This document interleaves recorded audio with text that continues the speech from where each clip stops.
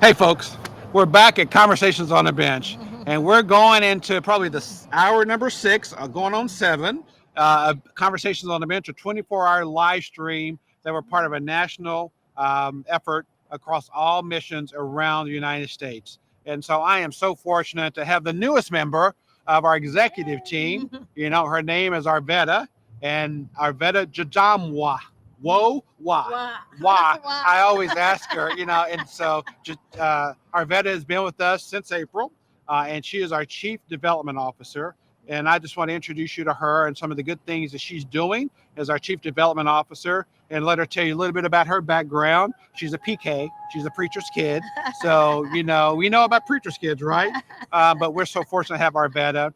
And so, Arvetta, thank you for coming and sitting on the bench. Yes, I'm happy to be here, Perry. Okay. It's such an exciting time. Okay, and you left a husband and a teenager back home. That's right. Yeah. On a school night. Yep. I have 2 boys. My oldest is at Ohio State. He's 20. The Ohio State University. Okay. I'm surprised you didn't say the. Yeah, you always say the Ohio State University. And then my youngest son, he's 14, Jacob. He's at home in 8th grade with my husband. Okay. So yeah. Okay, well, just thanks hanging for being out here. tonight. Yeah. Thanks for being here. So tell us a little bit about why you're less than 6 months here at Wheeler, right? Yep. How did you get to Wheeler? I know, there's a job and everything like that, but there's more that brought you here than just a job. Why don't you tell us a little bit about that? Yeah. I mean, I've been in philanthropy for over 25 years now. 25 years? Yes. You're young. Yes. You look so young to have some work 25 I'm not years. going to say how old I am. Whatever. But since I was 22, okay. I've been working in philanthropy and nonprofits. And honestly, being advanced in my career, at this point, I was really looking for an organization that, just made a great impact in our community. And Wheeler really does that. Quite honestly, I was looking for just a way to continue to be my authentic self as well, and continue to grow and develop, as well as bring my skills to the organization. So that's what brought you here to Wheeler. And of course the Christ-centered background and our mission and our focus as well.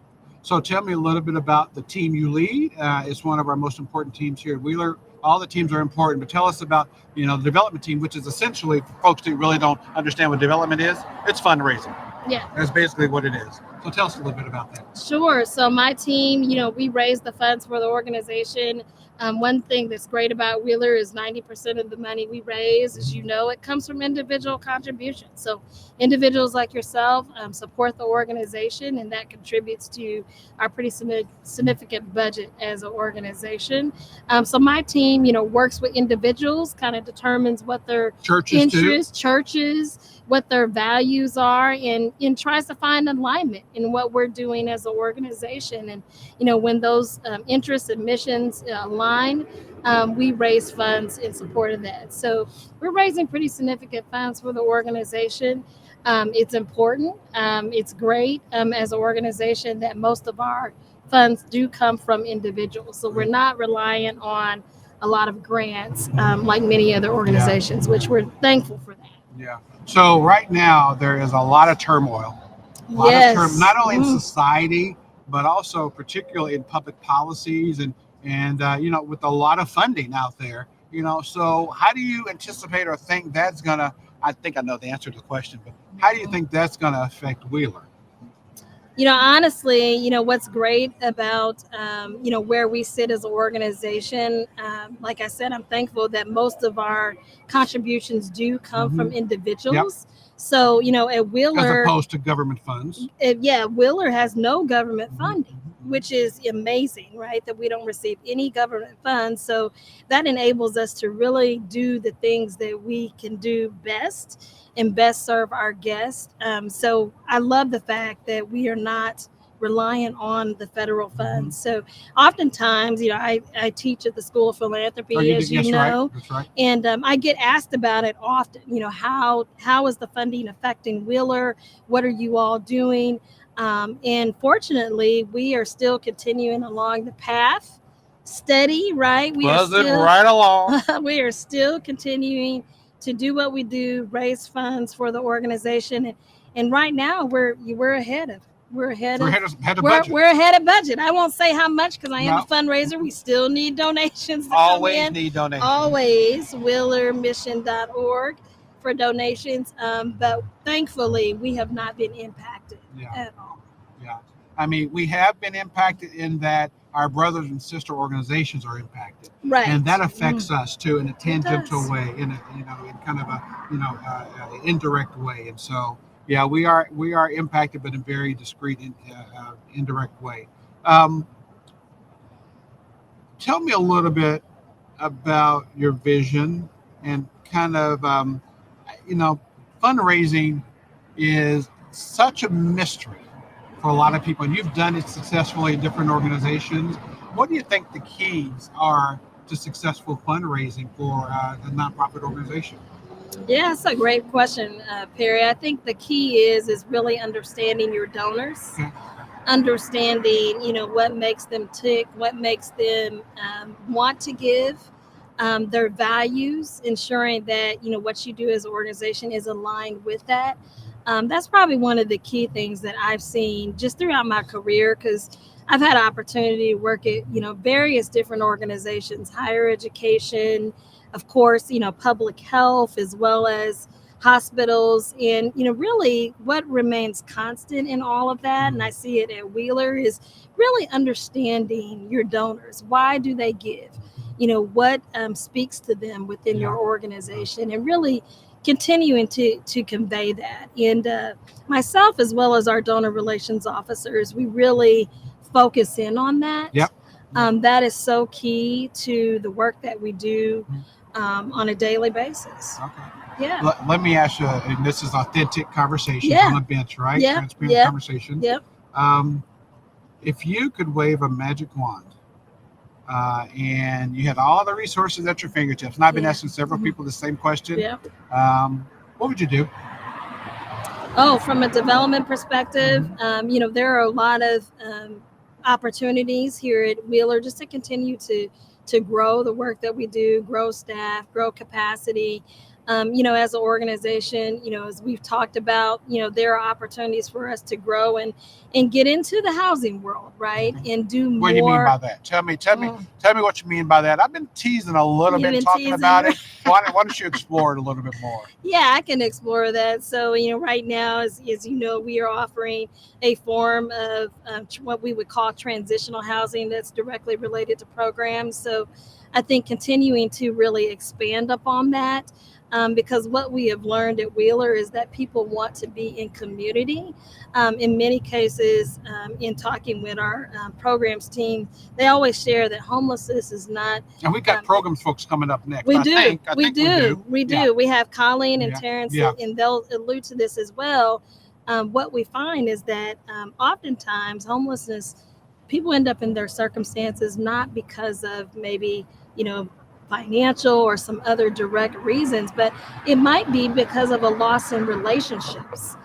So when we talk about housing, our housing strategy is really around people living in community.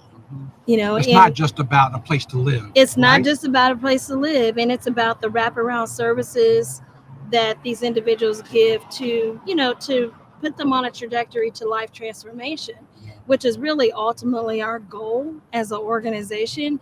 And that's, that is, I would say certainly that's our mission, right? But my team is responsible for conveying that to our donors and to the community. And it's a full circle thing. So when you talk about vision, my vision does relate, absolutely back to that.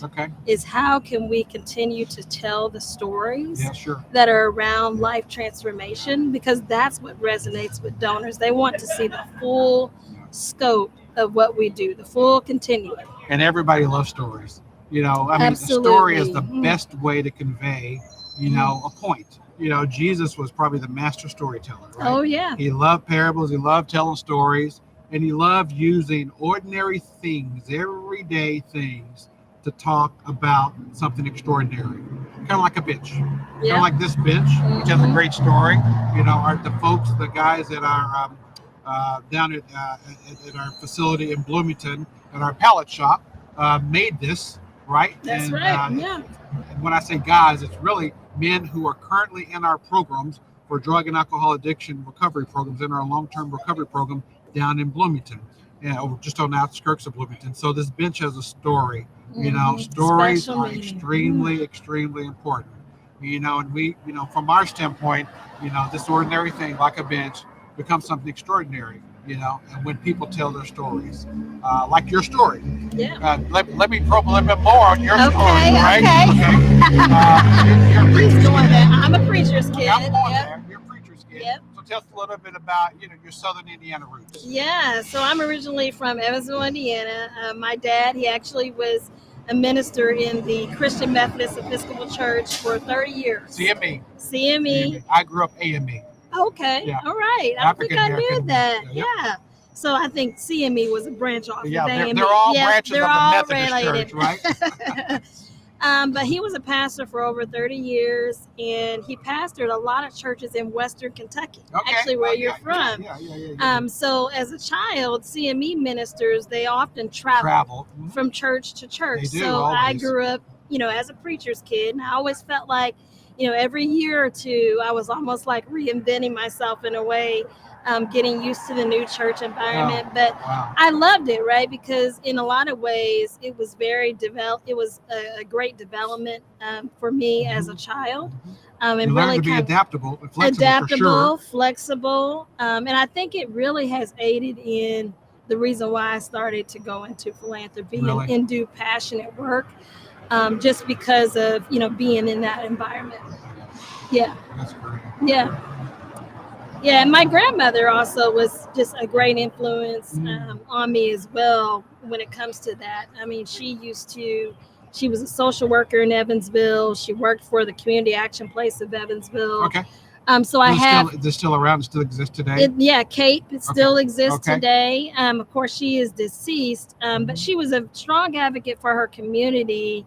And, in combination with, obviously, from my dad being a pastor, her influence, that's kind of what, I would say, what directed me to go into philanthropy and nonprofit work. I've spent my whole career in it. So I just enjoy it. Let me ask you a question. Yeah. And I've asked a couple people this. When you first heard about what we're doing with Conversations on a Bench, tell me honestly, what did you think? Did you understand it? Do you think it was the weirdest thing in the world? I've had my son say, Dad, why a bench? Why can't they just come to your office? And I'm like, no. I want to be outside. I want to be where people can see me. People can walk up, and they've already walked up. Several walk-ups already, and I love that, besides the ones that we have scheduled. But tell me what you thought about, honestly, when you first heard about the idea or concept of Conversations on the Bench. And I'll tell you, when I first heard about it, I'm like, well, what are y'all talking about? Yeah, it was the same case for me. I think we both heard it at the same place at the City Gate National Conference in Phoenix, Arizona, back in May. Yep. So this is, of course, it's nationwide. Yeah. We're all sitting on benches. And at first, honestly, I was like, I don't know if Perry's going to do this or not.